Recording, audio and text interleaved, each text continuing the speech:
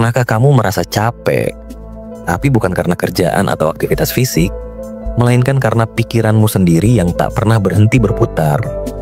Seolah ada diskusi panas yang berlangsung tanpa henti di dalam otak, dengan suara-suara yang saling bertikai dan tak kunjung usai.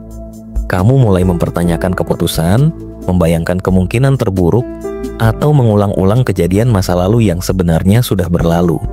Pikiran itu datang seperti angin, tapi bukan untuk menenangkan, melainkan membentuk badai yang menggulung dan menenggelamkanmu perlahan. Inilah yang disebut overthinking, musuh paling diam tapi paling dalam, yang menyerang dari dalam kepala sendiri. Jika kamu pernah merasa seperti ini, lelah karena pikiran yang terus berisik, bingung kenapa kamu tak bisa tenang seperti orang lain, atau merasa cemas akan hal-hal kecil yang membesar di kepalamu, maka video ini untukmu. Tonton sampai habis, karena kita akan membahas bagaimana otak bisa menjebak kita dalam pusaran overthinking, bagaimana lingkungan dan budaya memperparahnya, dan yang terpenting, bagaimana kita bisa mulai keluar, bukan dengan cara instan, tapi perlahan, dengan kesadaran dan pengertian terhadap diri sendiri. Tapi sebelum kita masuk ke pembahasan, kalau kamu merasa topik ini relate dan penting, jangan lupa untuk like, komen, dan subscribe, supaya konten seperti ini bisa terus tumbuh. Share juga ke temanmu yang mungkin sedang berjuang di kepalanya sendiri. Secara ilmiah, overthinking melibatkan beberapa bagian otak yang bekerja secara berlebihan. Prefrontal cortex, yang biasanya berperan sebagai pusat pengambilan keputusan dan penalaran, ketika mengalami tekanan berat malah menjadi terlalu aktif. Bayangkan seperti seorang manajer yang diserahi terlalu banyak tugas hingga kewalahan. Hingga akhirnya ia bingung mana yang harus diutamakan dan mana yang bisa dilepaskan. Akibatnya, bukannya menyelesaikan masalah, ia malah menciptakan kekacauan di dalam pikiran. Selain itu, ada amigdala, bagian otak yang bertugas mendeteksi bahaya dan memicu reaksi stres. Fungsi amigdala seperti alarm keamanan, yang bekerja dengan sangat cepat ketika merasakan ancaman. Sayangnya, amigdala ini tak bisa membedakan ancaman nyata dan yang hanya ada di pikiran. Sehingga saat kamu membayangkan skenario terburuk, tubuhmu sudah mulai bereaksi. Jantung berdetak kencang, napas berubah cepat, dan otot menegang, meski sebenarnya ancaman itu tidak nyata. Itulah sebabnya, overthinking bukan hanya soal pikiran, tapi juga soal bagaimana tubuh kita merasakan kecemasan. Kondisi ini diperparah oleh gaya hidup modern yang serba cepat dan penuh tekanan. Di era media sosial, kita terus-menerus disuguhi versi terbaik kehidupan orang lain. Orang-orang yang tampak sukses, bahagia, dan selalu on fire. Tanpa sadar, kita mulai membandingkan diri, merasa kurang, dan bertanya-tanya, kenapa aku belum sampai di sana? Tekanan budaya hustle yang mengagungkan kerja keras tanpa henti juga membuat kita sulit beristirahat dan menerima diri apa adanya. Dari sinilah benih-benih overthinking tumbuh subur, seolah pikiran kita terseret arus deras tanpa bisa melawan.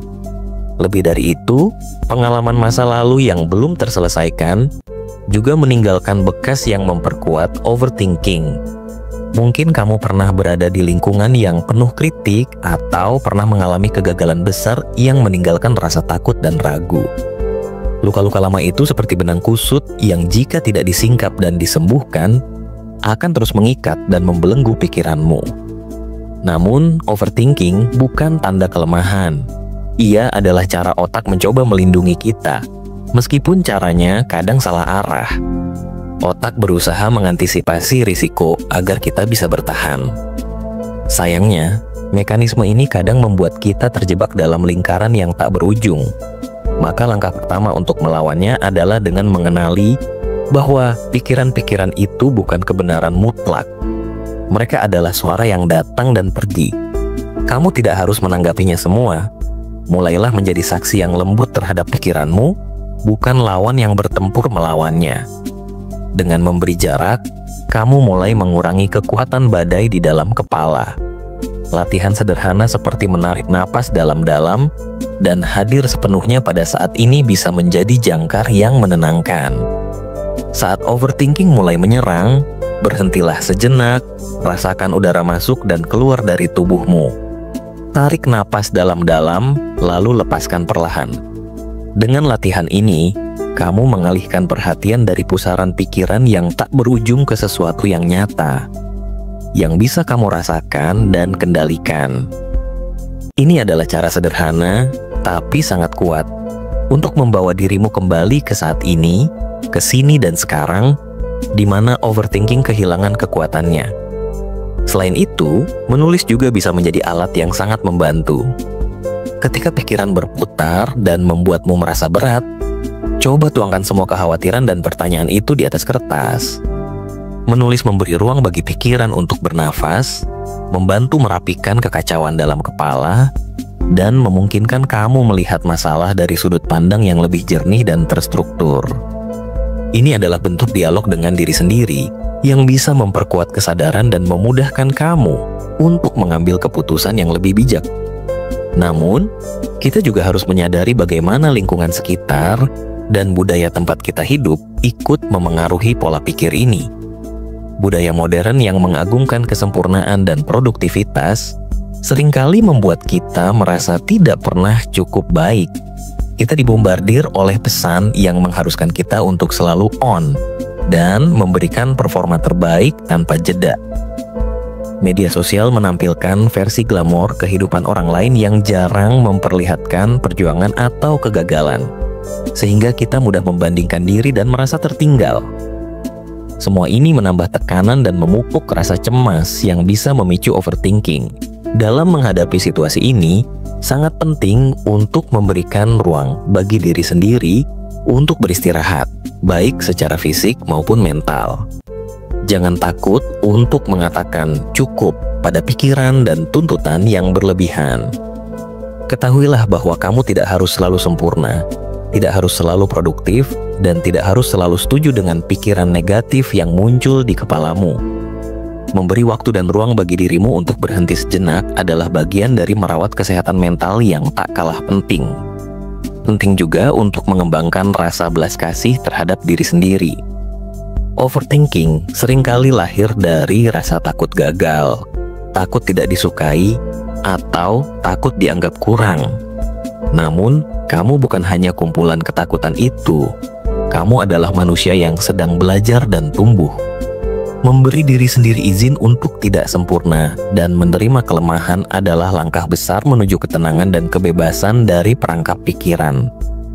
Perjalanan untuk mengatasi overthinking memang tidak mudah dan tidak instan. Dibutuhkan kesabaran, latihan, dan kesadaran yang terus-menerus. Namun, setiap kali kamu berhasil mengalihkan perhatian dari pikiran negatif dan hadir sepenuhnya di saat ini, kamu telah mengambil langkah penting. Kamu telah menunjukkan bahwa kamu lebih besar dari pikiranmu sendiri. Ingatlah selalu, kamu bukan pikiranmu. Kamu adalah yang menyadari pikiran itu. Kamu adalah ruang yang lebih luas daripada gelombang pikiran yang datang dan pergi. Dengan kesadaran ini, kamu mulai menemukan kedamaian yang selama ini mungkin terasa jauh. Jika malam ini pikiranmu kembali bergejolak, coba ingatkan dirimu dengan lembut, "Aku aman, aku cukup, aku hadir." Biarkan kata-kata itu menjadi jangkar yang menenangkanmu dan membawamu kembali ke ketenangan batin. Terima kasih sudah menyimak sampai akhir. Sampai ketemu di video selanjutnya. Dan semoga malam ini kamu bisa tidur lebih tenang.